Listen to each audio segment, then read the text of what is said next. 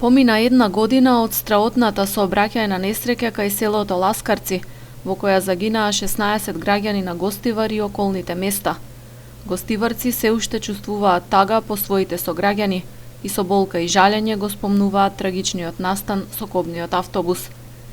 На иницијатива на група планинари денес се организираше меморијален марш од местото на несреќата до Гостивар во спомен на жртвите.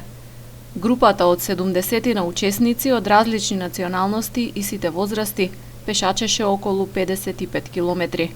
Настанот го поддржа гостиварската локална самоуправа.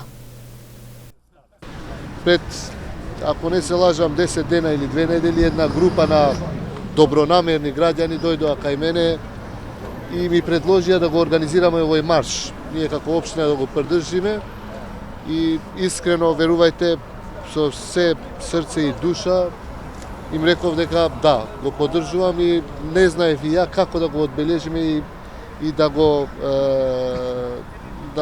да мислиме повторно на тој ден само со цел да не ни се повтори никогаш веќе ни во Гостивар, ниту во другите градови во Македонија.